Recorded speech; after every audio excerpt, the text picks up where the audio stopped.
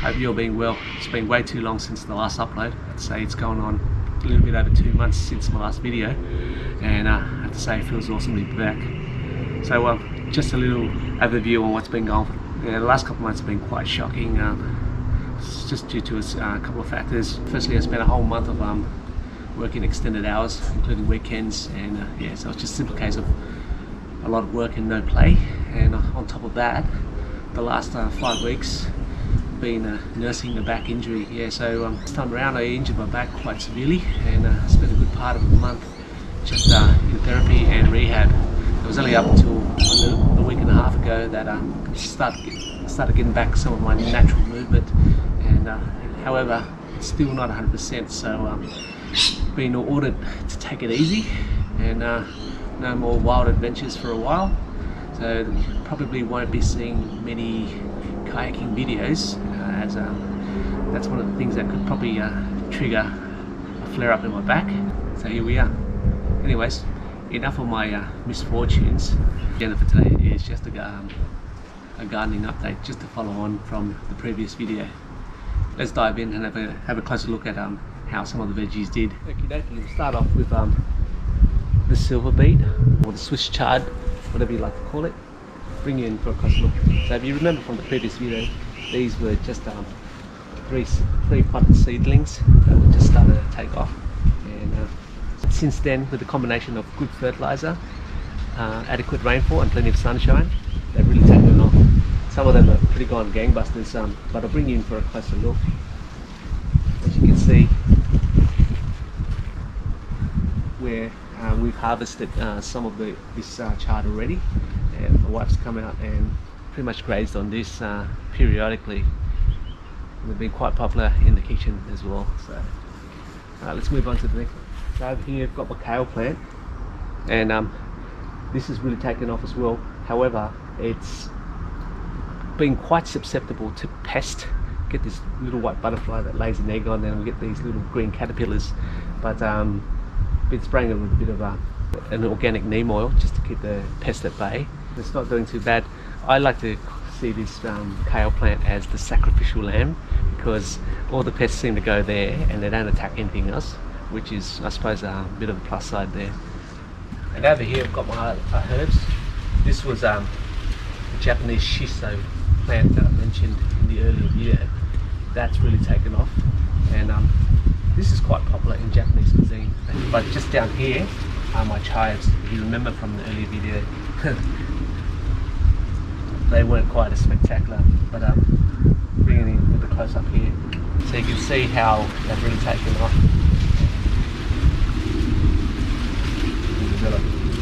And just coming over here is sage. That's really taken off as well, along with the thyme. The chili plant, starting to get some chilies out of that. Okay, so not everything did as well as intended. Just down here is the parsley. This is actually the second parsley plant that I've planted, and this one seems to be surviving, so fingers crossed it's going to produce some parsley for this year. But over there, just over there, coriander, that's really taken off, and I've harvested quite a substantial amount of coriander from this plant, and it's still going. So also, since we're here, I bring in for a closer look at my spring onions. So these are in addition to the garden. They weren't originally planted with the rest of the plants. Where these spring onions come from, they're actually store-bought spring onions, and part of my thriftiness in the kitchen, what I do is I only cut them down to the last 5 centimeters, leaving the roots, and those roots I soak it in a glass jar of water for about a day or two, and then I plant them. And then what they do is they produce new spring onion plants, and they'll just shoot up. When we harvest it, we don't cut it right to the bottom, we leave a little bit, and then they'll just keep growing. So it's a very low maintenance plant that provides an ongoing crop. Here you see my two tomato plants, and they have really taken off. Had to really train them, putting onto this cane trellis and trim a lot of leaves, and then they're producing lovely tomatoes, and getting quite a good crop out of these. Yeah, so something I look forward to in the coming days. And over here is the two Lebanese cucumber plants that I had. from the previous video, they were tiny little things, and boy, they're really taken off. Now also with these, I've actually had quite a good harvest from them so far, and they're still producing many cucumbers. I'll bring you in for a close up. You can see those little cucumbers there, slowly developing. There's actually quite a few.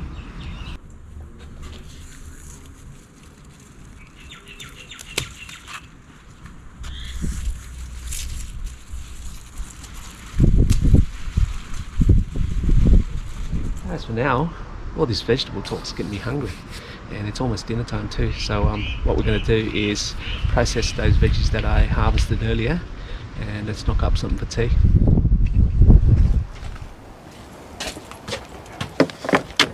Okie dokie, so I didn't mention what was going to be on the menu for tonight. So what we're having today is just a cucumber, radish and green tomato salad, along with this is some hot smoked mackerel. I caught these mackerel pretty much about the same time last year, and what's been done to them is they've been brined, hot smoked, vac sealed and snap frozen. And just cleaning out the freezer, found, okay, still got a bag of these left. So that's going to be quite lovely. And I did mention in the earlier video that my aim for growing veggies was basically to supplement my catch and cooks, and eventually, with a lot of planning, I'm aiming to not have to rely on store-bought veggies anymore, because that's the challenge that my wife and I are putting out. That we're going to be, well, there's a lot of planning and preparation in the process, but and that's what we're planning to achieve. Yeah, so there's still a lot of work to be done. As for now, let's get dinner happening.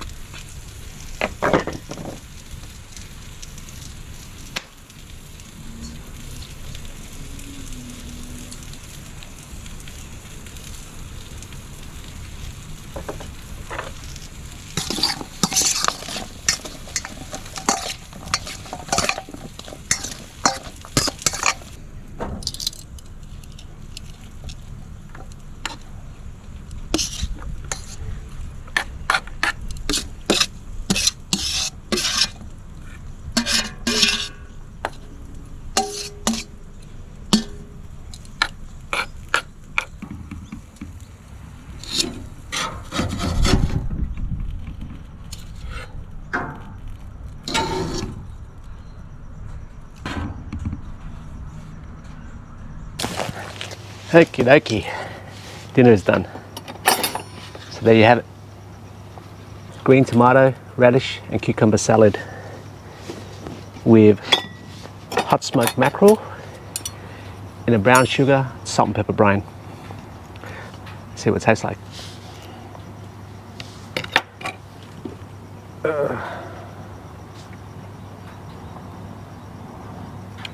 Bit of lemon on it. So I'll go for a mouthful with a bit of everything. Just get a bit of that tomato, a bit of cucumber, radish,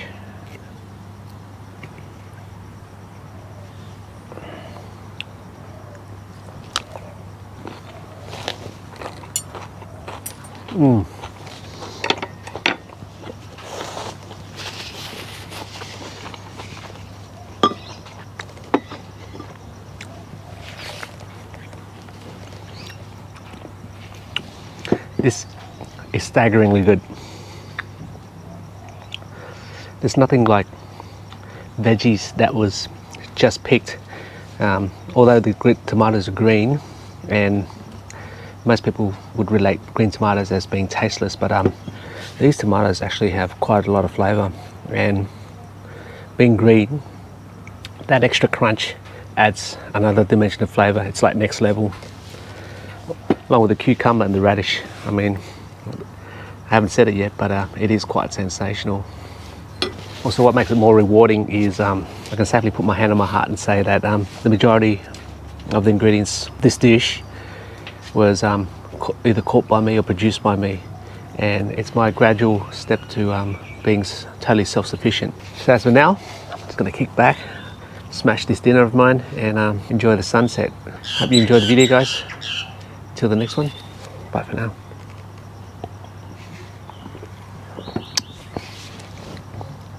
Want some, Bunny?